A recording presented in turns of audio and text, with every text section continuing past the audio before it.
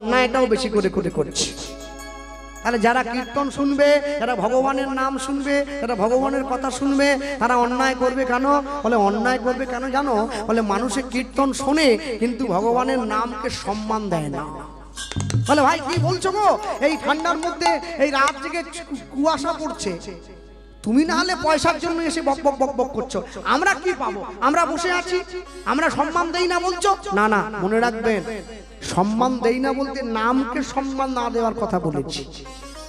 যে আসনে বসে কীর্তন শোনা হয়, যে আসনে বসে ভগবানের নাম শোনা হয়, কীর্তনের প্রথম সম্মান হলো সেই আসনে কোনোদিন জুতো পরে উঠে আসা যায় না, জুতোটা বাইরে খুলে হাতে নিয়ে উঠে আসতে হয়। এটা বিয়ে বাড়ির আসন নয়, শ্রাদ্ধ বাড়ির আসন নয়, ড্যান্স হাঙ্গামা অর্কেস্ট্রার আসন নয় যে আপনি জুতো পরে চলে এলেন। যারা মুসলমান, ইসলাম ধর্মের মানুষ, দেখবেন মুসলমানরা যখন মসজিদে যায়, মসজিদে গেলে হাতের এই পর্যন্ত ধুয়ে নেয়, কৌনি পর্যন্ত, পায়ে ধুয়ে নেয়, মুখে চোখে জল দেয়, এই পর্যন্ত ধোয়। ওকে ইসলামের ভাষায়, মুসলমানের ভাষায় ওকে বলে অজু করা, অজু। বিজ্ঞান কি বলছে? মানুষের মন যখন চঞ্চল থাকে, যখন মস্তিষ্ক চঞ্চল থাকে, তখন সে যদি হাতের কনুইতে জল দেয়, মন এবং মস্তিষ্ক স্থির হয়, বুদ্ধি শান্ত হয়। তাহলে আমরা কি প্রমাণ পাচ্ছি?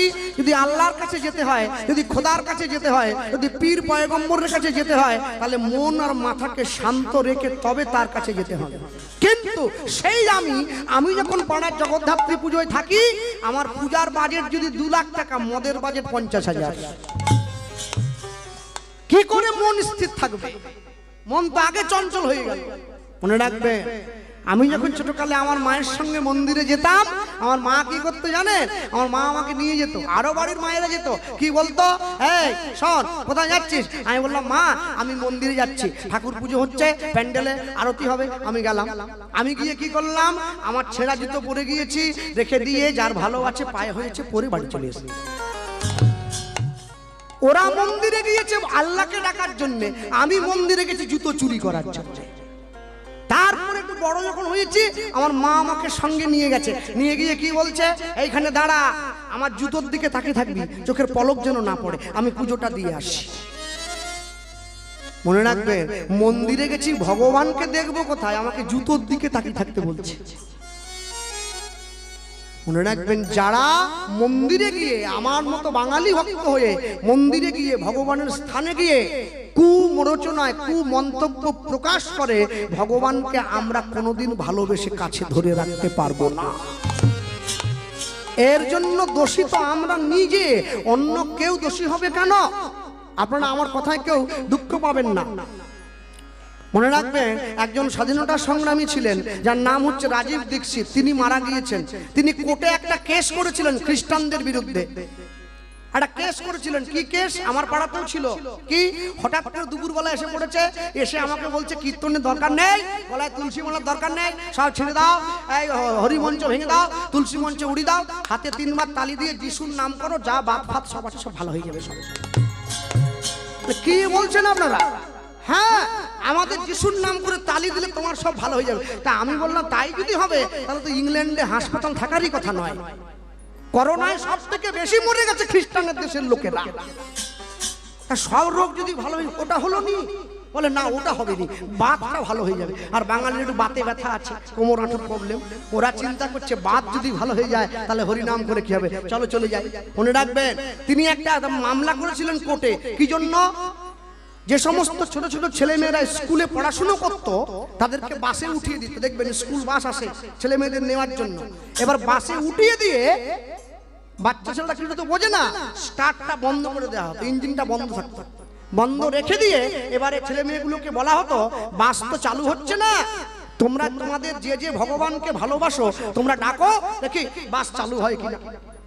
ছোট ছেলে সরল মন, কিছুকাল থেকে মাকে দেখেছে, মা লক্ষ্মী পুজো করছে, কেউ মা লক্ষ্মীকে ডাকছে, কেউ হনুমানজিকে ডাকছে, কেউ মা দুর্গাকে ডাকছে, বাস তো চালু হচ্ছে না। 2-3 বার 4 বার 5 বার ডাকার পরে এবার যে ড্রাইভার ছিল তাকে ইঞ্জিন চালাও, যেই এবারে সে গিয়ে আবার ঘোরাচ্ছে, চালু হচ্ছে না।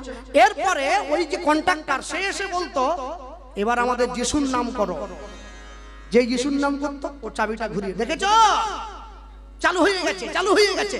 তোমাদের ভগবান করতে পারেনি, আমাদের ভগবান করে দিয়েছে। ছোটকাল থেকে মনের মধ্যে এই যে ভিত বসিয়ে দেওয়া, শ্রেয়ানো স্বধর্ম বিগুণ পরধর্মাৎ সনিষ্ঠিতা, স্বধর্মে নিধনং শ্রেয় পরধর্ম ভয়াবহ।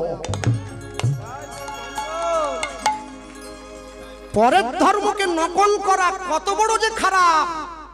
নিজের বাপকে বাপ বলা ছেড়ে দিয়ে শ্বশুরকে বাপ বলা, এই যে কত বড় মারাত্মক যন্ত্রণা আর কি। যেদিন তুমি ফল পাবে সেদিন বুঝে নিও। কেন জানো? সারা জীবন ধরে উচ্ছে গাছ লাগিয়ে মরার সময় আম চাইলে পাওয়া যায় না। এখনো সময় আছে, ওই সব বাদ দাও, সব বাদ দাও, এখনো সময় আছে। নিজের ধর্মে নিজেকে ফিরে এসো, নিজেকে চিনতে শেখো। তুমি কাকে ডাকছো, কাকে ভুলছো? রামের জন্ম ভারতবর্ষে, কৃষ্ণের জন্ম ভারতবর্ষে, চৈতন্য মহাপ্রভুর জন্ম ভারতবর্ষে, রবীন্দ্রনাথ ঠাকুরের জন্ম বাঙালি মায়ের কোলে, সুভাষচন্দ্র বসুর জন্ম বাঙালি মায়ের কোলে, বিনয় বাদল দীনেশ, ঈশ্বরচন্দ্র বিদ্যাসাগর, স্যার জগদীশ চন্দ্র বোস তার জন্ম, সিভি রমন, এপিজে আব্দুল কালাম, তারা ভারতবর্ষের মানুষ। তুমি সব ছেড়ে দিয়ে গাছের গোড়ায় না জল ঢেলে জোটে গিয়ে জল ঢালছো। তোমার ভাবা দরকার, এখনো সময় আছে। আমি বলবো, আমি সবাইকে বলবো, আমার গ্রামেও হয়েছে এরকম, আমি অনেক কষ্টে ফিরিয়েছি। মনে রাখবেন, আমি হাত জোড়ো করে অনুরোধ করবো, কোনোদিনও কারো প্ররোচনায় পড়ে, কারো লোভে পড়ে এই কর্তব্য করতে যাবেন না। ইংরেজ যখন ভারত থেকে চলে গিয়েছিল, শুধু সোনা নিয়ে গেছে 800 জাহাজ। তারপরেও আমরা বেঁচে আছি। যারা আমেরিকার থেকে ইসকনে এলো, যারা যীশু খ্রিস্টের দেশের লোক, তারা হরে কৃষ্ণ বলতে পারে না, বলে হরে কৃষ্ণ, হরে কৃষ্ণ। উচ্চারণ হয় না, বলবে কি করে? ইংরেজিতে কথা বলে। ওরা বলতে পারে না, তবু বলে আমাদের ধর্মকে নাড়িয়ে বড় লোক হয়ে যাচ্ছে। আর তুমি বলতে পারো, তুমি কি করে হরি মন্দির ভেঙে দিয়ে ওর মধ্যে চলে গেলে? ভেবে দেখবেন, জীবন বড় অল্প, এখনো সময় আছে তোমার। তুমি কোনো কিছুকে ছাড়তে ভুলো না। হাসি মাখা বদনে,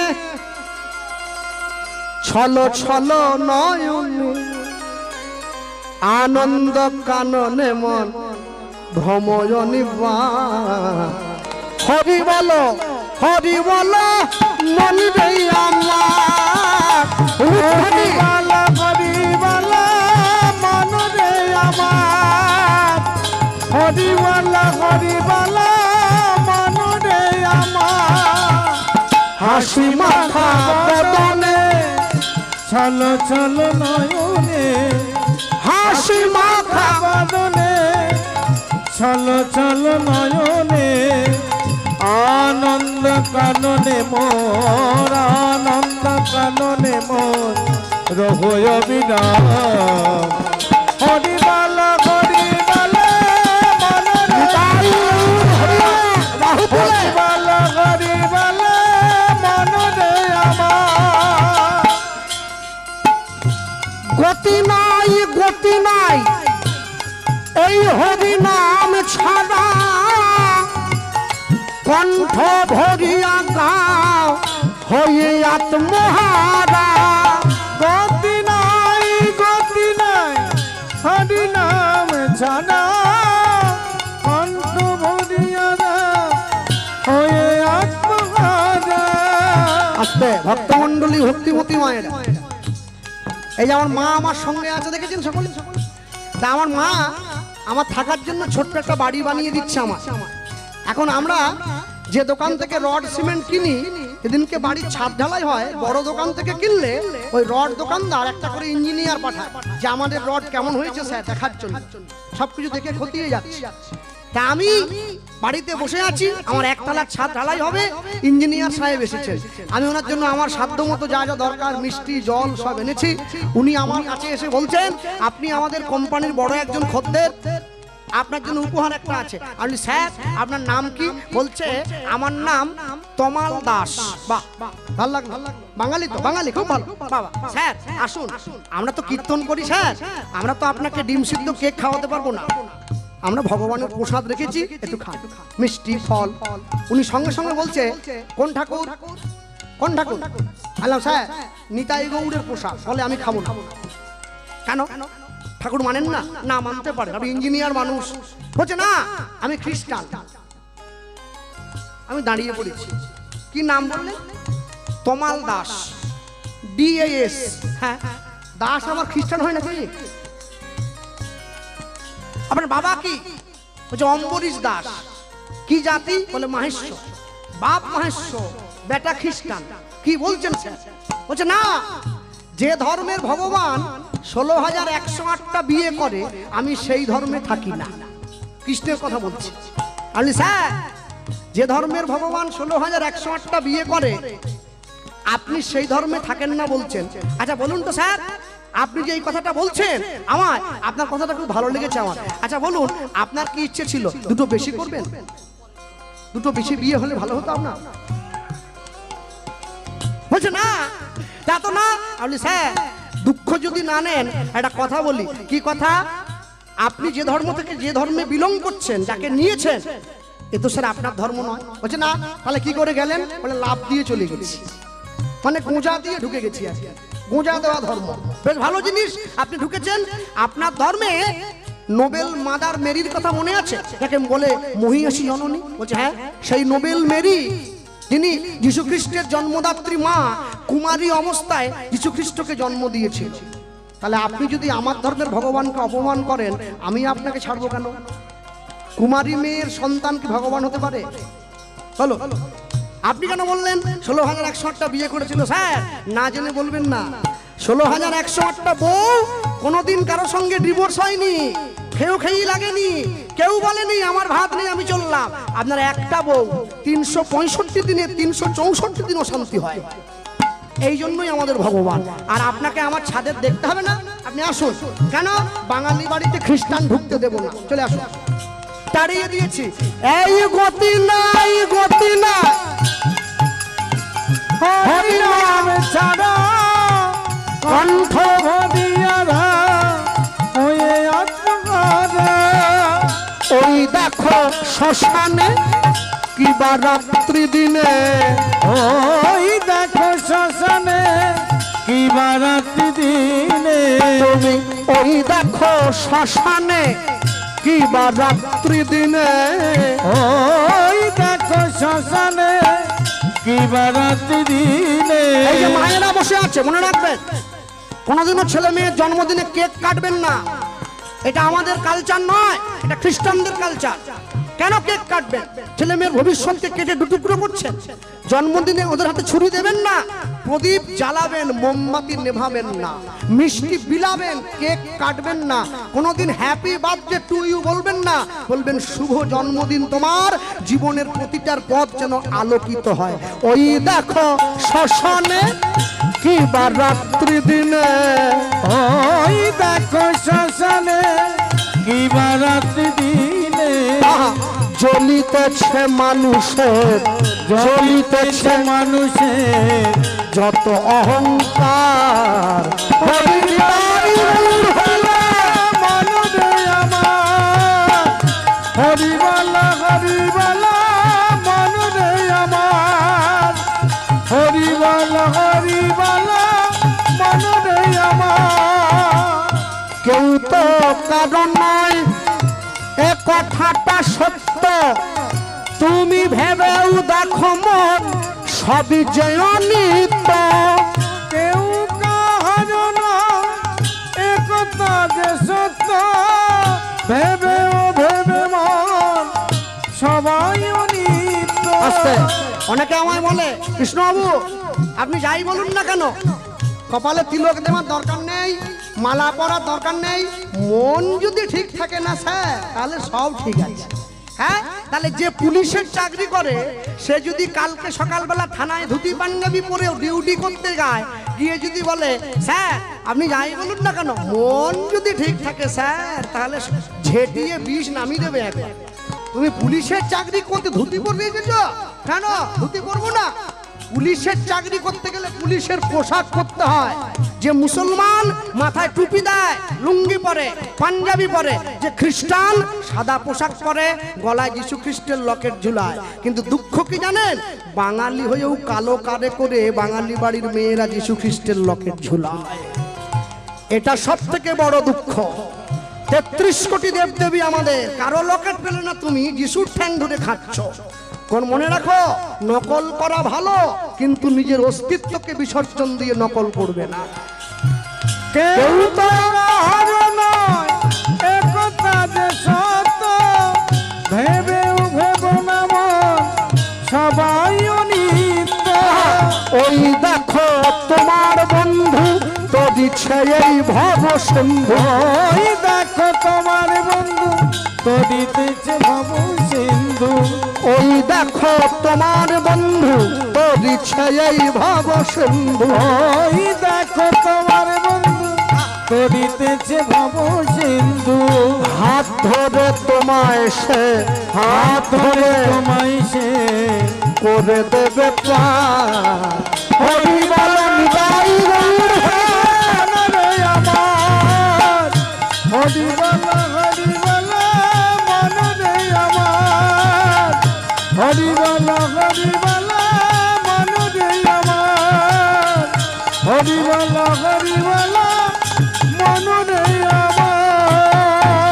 ভক্তমণ্ডলী মায়েরা মনে রাখবেন, একটা ইংরেজি মিডিয়াম স্কুলে পড়া ছেলে বা মেয়ে, সে তার নিজের মাতৃভাষাকে, একটা কনভেন্ট স্কুলে পড়া ছেলে বা মেয়ে, সে তার নিজের মাতৃভাষাকে যে ভাষায় অপমান করে, যে ভাষায় কথা বলে, কোনো মাতাল আজ পর্যন্ত সেই ভাষায় কথা বলেনি, সব সময় ছোট করেছে। কেন জানেন? মনে রাখবেন, পৃথিবীতে দাঁড়িয়ে আমরা যে যাই করি না কেন তার পিছনে একটা কারণ আছে। যারা আমাকে কীর্তনে দীর্ঘদিন ধরে দেখেছেন সকলে জানেন আমি কীর্তন করি বটে, কিন্তু কীর্তন শুধু আমার পেশা নয়, আমার নেশাও বটে। হ্যাঁ, কেন জানেন? আমি কীর্তনীয় Gopal Krishna Pal, MA first class pass, English honours, diploma in software application engineering first class pass. আমি সরকারি চাকরি ছেড়ে কীর্তন করছি, শুধুমাত্র পেট ভরাবার জন্য নয়, হারিয়ে যাওয়া সমাজটাকে ঘুরিয়ে দেওয়ার জন্য।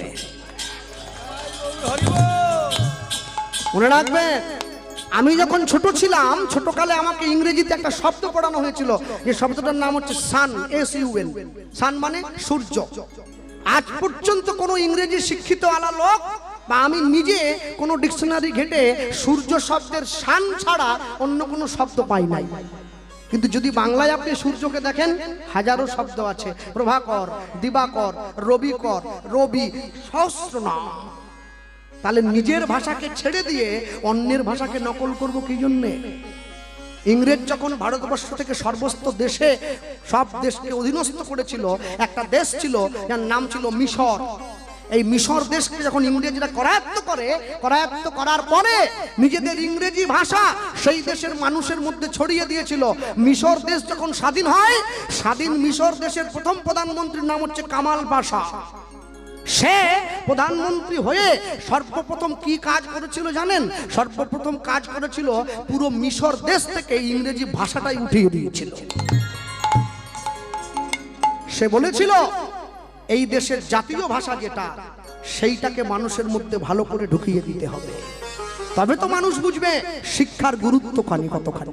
ভক্তমণ্ডলী, ভক্তিমতী মায়েরা, মা দুই ভাইকে কাছে ডেকে বসতে দিয়েছে, বসতে দিয়ে পরিচয় দিচ্ছে, তোরা কারা?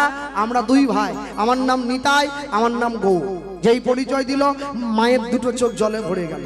বুড়িমা বলে উঠছে, খরনিস, তোদের মতো যদি এত সুন্দর আমার দুটো ছেলে থাকতো না, আমি তাদের মুখে মা ডাক শুনে আমার নারী জীবনটা ধন্য করে নিতাম। মনে রাখবে, বাঙালি জাতি, সমাজ ব্যবস্থা, মনুষ্য জীব, কোনোদিনের জন্য আমরা কোথাও থেকে পিছপা হইনি, কোনোদিনের জন্য আমরা কাউকে আঘাত করি নাই।